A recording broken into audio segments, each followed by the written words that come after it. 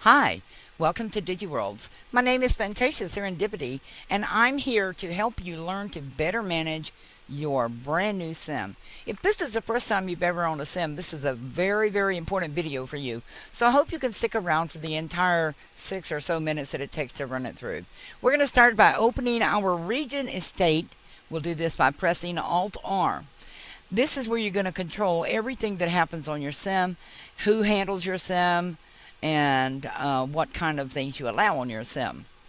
The section we're going to go over is public access, voice chat, and direct teleport. These are features that you yourself control. You can choose whether or not people can come to your sim or whether you want to allow specific residents or groups to be on your sim. If you choose to allow specific managers for your estate, this person can restart your sim if needed, and they can also do other things in your absence apart from owner-only options. Allowed residents, allowed groups, banned residents. These all fall up under this heading. You can make these changes by simply clicking the Add button. Right here is the Covenant tab. Covenants do not really apply in Digiworldz because this is more a feature for places that have large land masses and they want to set limits and rules on what can be done on their sims. This is the Region tab. On the Region tab, you're going to find a lot of helpful information. The first thing that you want to look at is block and terraform fly, allow damage, restrict pushing, allow land resell, join divide, or block land and show search. Okay, these things again help you control your sim and what you can or cannot do on the sim. Now we're going to look at agent limit, which is the number of active avatars that you can have on your sim at any given time. This is usually opens at 40. You can set it up as high as 100. Your rating is your sim rating, adult, mature, or PG. Right now we are in the bottom section where you can teleport home one user or all users or send a message to your region. Next is the Terrain tab. On the Terrain tab you can do a lot of very, very good features to your sim. You can change the entire appearance of it with just a few clicks. The water height in Digiworldz is a standard 20.000 meters. And of course you can also set limits on how much a person can raise or lower the terrain. The next section deals with your terrain textures. These are textures that you have in your inventory. Yes, you can change them. You don't have to stick with those standard old ugly Linen Lab textures. Just click on it, choose the texture you want, and choose apply. Terrain elevation ranges. This is the highest that a texture will appear on your sim once you apply a new texture, as well as the lowest point that it will appear.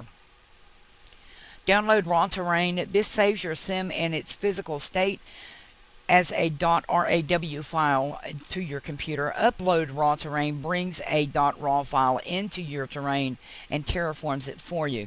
Bake terrain is also very important. It saves your terrain state in the system so that if something happens and you need to revert your sim, you can do so with edit land. Region estate. This is where you do all your wind light settings. Real simple. You either use the Second Life default or you choose some settings and apply them. Keep in mind, not everybody's going to see the same thing you will, as different viewers and different computers have different graphics. So you may be seeing a beautiful azure blue sky and your friend who is there with you may see the typical Second Life sky. This is all affected by the viewer specific. Next we have the debug tab. This is very important here because here you control your scripts and physics and your collisions on your sim. If something happens and you need to stop your scripts from running, you'll go into your debug tab and put a check mark beside disable scripts or disable physics. The bottom part here will let you know if you are experiencing lag where the problem is by left click on get top scripts. Whatever has the highest runtime, you can bet that's the culprit that's causing your sim lag.